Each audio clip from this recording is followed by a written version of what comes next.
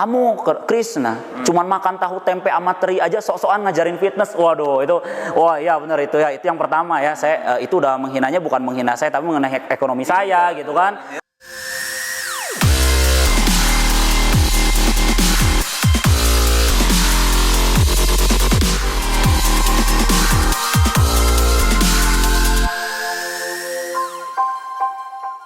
Sampai akhirnya saya bertemu dengan coach yang pertama saya, yaitu Kang Denny. Kang Denny teh sama dia itu adalah iya, bukan. Nah di situ ya. Jadi banyak banget yang mengajari saya. Kebetulan waktu itu saya langsung masuk ke Urban Gym juga. Nah waktu itu pas banget tuh mentor. Langsung pas banget mentornya. Mentornya bukan cuma satu, ya kan. Yang pertama ada Kang Denny Tesa. Oke, kemudian dari mungkin pada tahu kan binaraga termuda di Bandung. Nah dari Bro Iqbal. Wah, gue juga diajarin sama dia, bro. Oke, dulu ya Bro Iqbal. Kemudian iya, betul, entrepreneur muda, ya kan, bodybuilding muda di Bandung, ya kan. Kemudian juga ada namanya Mamen. Nah, dulu juga sempat saya diajarin oleh beliau. Kemudian juga Kang Arya, juara middle. Wah, middle class itu terbaik ya. The best middle class ya. Kemudian yang terakhir, yang terakhir adalah Kodwi. Kodwi Sarjana. Oke, itu udah paket lengkap lah. Jadi kalau misalkan pengen juara datang aja ke Urban Gym. Itu latihan tuh kan. Pelatihan. Nah di situ saya mulai mendapatkan mentoring dari para pelatih mereka ya. Jadi mereka memberikan pelatihan, kemudian juga memberikan motivasi dan masukan kepada saya sampai pada akhirnya saya mengikuti sebuah kejuaraan. Nah mengikuti sebuah kejuaraan pada waktu itu saya nggak langsung menang. Apa tuh kejuaraan, ingat ya? Aduh saya lupa ya kejuaraan apa ya. Pokoknya kejuaraan body contest gitu lah. Kecil-kecilan. Saya ikut di kelas middle kalau nggak salah. Ya? Middle langsung middle ya. Belum apa-apa langsung middle. Iya. Belum apa-apa langsung middle, dan di situ saya belum juara.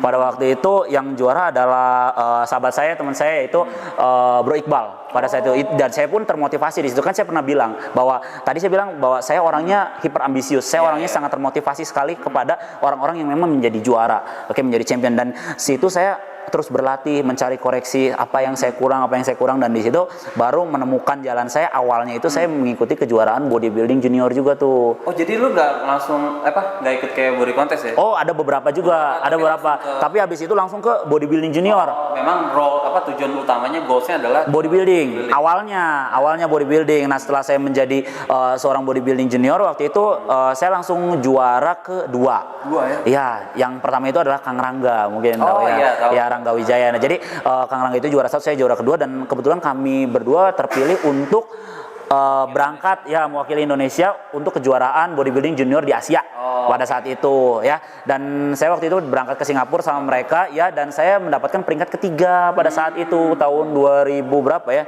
sekitar 2016 atau 17 gitu atau 15 ya, saya lupa waktu itu ya, tahun-tahun segituan. Nah pas pada saat itu barulah di situ saya mulai merasa percaya diri untuk wah saya kayaknya bisa jadi juara. Di situ saya akhirnya terus berlatih, maksimalin lagi. Saya beberapa ikut kejuaraan lokal juga, dan di situ saya juga alhamdulillah bisa mendapatkan juara ke-1. Nah itu kapan tuh? Di event apa, ingat gitu? Sport Face. Sport Face saya peringkat kedua. Kemudian juga ada kejuaraan lokal juga kecil sih di daerah-daerah kecil gitu. Paling berkesan apa? Event apa? Yang paling berkesan itu lu juara atau di event apa? Aduh kebetulan gue lupa nih kejuaraan. Jadi banyak banget soalnya kejuaraan teh. Jadi lu oke wah pada intinya kalau ya iya banyak. Jadi sampai sekarang pun masih bingung gitu, apa aja sih yang udah diikutin. Kadang saya orangnya suka lupaan gitu. Tapi masih ambisius gak sih? Karena lu gue liat kan udah sampai go internasional juga. Iya, oke. Di WFF juga lu udah juara juga. Iya, oke. Sekarang nih setelah prestasi sudah lu raih, lu masih tetap ambisius gak sih?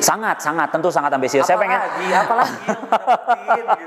Jadi saya pengen ikut Mr. Olympia dong. Iya, betul. Pengen ikut Mr. Olympia fisik. Saya nggak tahu pada saat kemarin saya mengikuti Man of Steel itu apakah benar itu sesuai dengan dengan keinginan juri atau tidak. Maksud saya seperti ini, pada saat itu ya, ini saya buka-bukaan aja cerita. Pada saat itu saya di backstage ada beberapa atlet-atlet dari kayak Turki dan Ini segala di macam. Malaysia, kan? Yang di Malaysia, betul, yang Man of Steel Malaysia.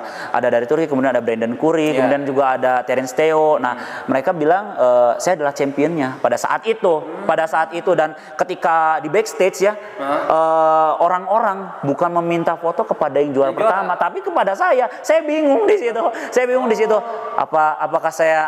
Apakah saya juara gitu? Saya tanya lagi sama coach saya, kamu udah bagus Chris, cuman memang belum beruntung aja.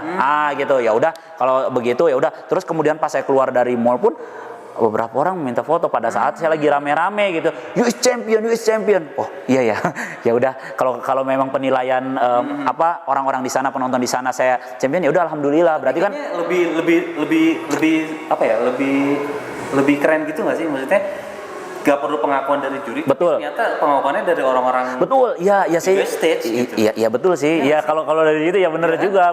Tapi ya tetap aja kalau misalkan itu menjadikan suatu pelajaran untuk saya, berarti saya nggak boleh 50-50. Saya harus menang telak gitu. Gitu, nggak boleh 50-50. Saya harus menang telak dan saya harus memperbaiki kekurangan saya. Jadi saya tidak menyalahkan untuk para juri, betul ya, terlepas dari itu.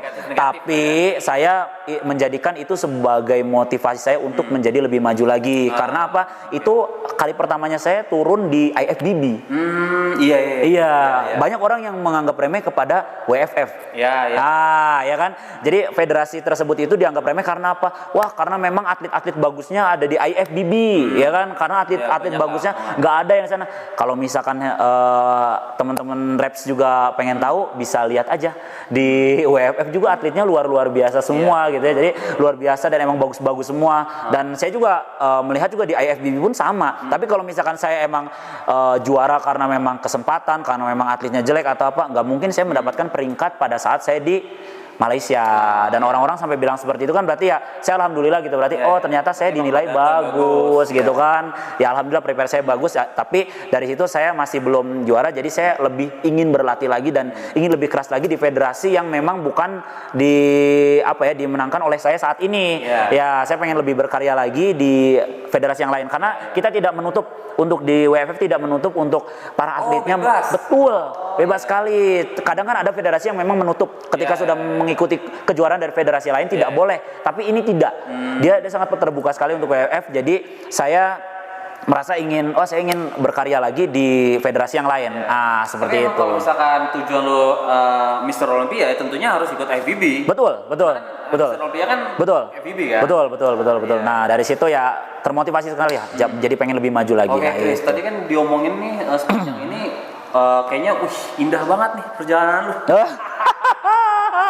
Tapi yang gue penasaran adalah sebenarnya kalau dari basicnya judo, lu tuh tetap masih ada kendala nggak sih saat lu berkecimpung di bodybuilding? Gulat.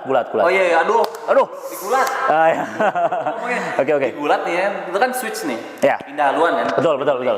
Itu ada kendala atau enggak sih dalam mungkin dari segi gerakan atau dari apapun lah, gue nggak tahu kan kendalanya gitu. Oke, kalau kendala ya, kalau misalkan untuk kendala dari segi jenis latihan sih enggak ya, karena memang kan ya saya bilang tadi, karena betul basicnya saya adalah sarjana olahraga dan situ sangat membantu sekali saya untuk mencapai impian saya gitu. Jadi kalau misalkan untuk yang sulitnya ya, yang sulit itu adalah mencari pengalaman, karena ketika kita pinter teori belum tentu kita juga jago di prakteknya. Karena kan kita di dunia fitness itu berhubungan dengan praktek, bukan hanya teori.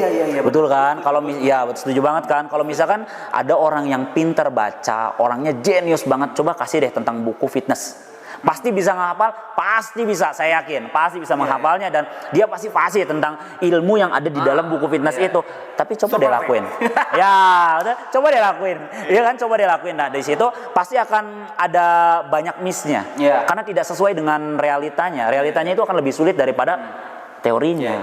Di situ. Gue contoh Christmas story ya, kalau misalkan correct me if I'm wrong gitu kan. Kalau misalkan di teori, otot dada ya udah satu. Tapi kalau di latihan kenapa ada otot dada atas? Oke. Oh, ini sebuah pertanyaan yang paling menarik juga nih ya. Jadi para teman-teman race juga pasti akan bertanya-tanya soal dada tengah, dada atas, dada bawah. Padahal satu ya. Ya. Jadi gini, pada intinya ketika kita memberikan definisi dada atas, dada tengah, dada bawah itu tidak ada. Itu hanya berhubungan dengan posisi dari bench. Posisi dari bench yang incline itu dada atas. Posisi yang flat itu adalah dada tengah dan decline adalah dada bawah. Jadi itu lebih ke cenderung ke latihannya. Padahal ketika kita melatih di bagian incline, decline ataupun flat bench press itu pasti banget terlatih pectoralis mayor dan minor. Jadi cuman ada dua ototnya, pectoralis mayor dan pectoralis minor. Oke, minor itu adalah yang kecil di bagian atas sebelah sini dan mayor adalah sini yang besar. Jadi ketika kita melatih kedua otot tersebut gitu ya, itu pasti akan terlatih. Cuman perbedaannya apa? Jadi healthy people nih perlu tahu ya. Jadi kalau misalkan kita menggunakan flat bench press, jago banget menggunakan flat bench press, bisa berat, pasti banget bisa lebih berat kalau pakai decline. Oh iya. Karena range-nya lebih pendek. Kita berbicara tentang range ya. Karena kalau misalkan kita decline, dia hanya segini. Tuh. Lihat, kalau misalkan kita menjauhkan si sarkomer dan sarkum ini atau serabut otot ya. Nah, itu tahu nggak? Kita berbicara tentang serabut otot saja ya. Nah, serabut otot kita menjauhkan serabut otot ini, oke? Kalau misalkan kita menjauhkan semakin jauh, contoh lah, saya potong tangan saya, ya, saya potong tangan saya berarti anggaplah ujungnya nggak ada, ya, bagian radius ulna tidak ada, hanya bagian humerus saja. Nah, saya menjauhkan ya. Nah, bench press, oke, bench press seperti ini betul? Betul tuh, seperti ini pergerakannya, bench press. Oke, itu menjauhkan sudut apa? Ya sudut ketiak, dada. Nah, sudut dada dengan lengan. Sudut dada dengan lengan semakin jauh. Nah, seperti ini. Ini flat bench press. Oke, sekarang kita bikin incline bench press. Wow, jauh banget. Oke, sekarang kita bikin decline. Pendek banget. Oke, jadi ketika kita berbicara incline, decline dan flat bench press itu hanya dari range-nya, jaraknya. Ketika kita berbicara incline, wah iya incline mah saya anti banget soalnya saya nggak bisa berat. Iyalah, nggak bisa berat karena itu range-nya jauh banget. Pasti akan bisa lebih susah lah ya, lebih susah lah di situ ya. Akan lebih sukar dilakukan kalau misalkan menggunakan incline. Tapi kalau flat itu akan sedang-sedang aja. Kalau decline, wah pasti healthy people di rumah pasti bisa banget berat. Saya yakin. Jadi perbedaan dada atas, dada tengah, dada bawah itu hanya dari sudutnya. Dari sudutnya itu ketika range-nya semakin jauh, kita menjauhkan sudut pectoralis kita. Jadi itu pasti akan semakin berat kalau makin jauh. Kalau misalkan kita cuman ya sama aja deh, kita bench press flat. Oke, flat bench press dari ke depan ya, lurus seperti ini ya. Nah, tapi kita karena bebannya berat, kita kurangin range-nya. Bisa nggak lakuin?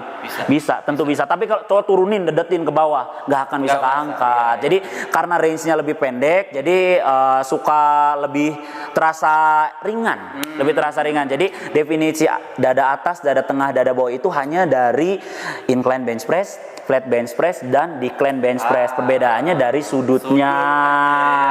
Begitu. Jadi kalau misalkan sudutnya dari decline nih, decline dada.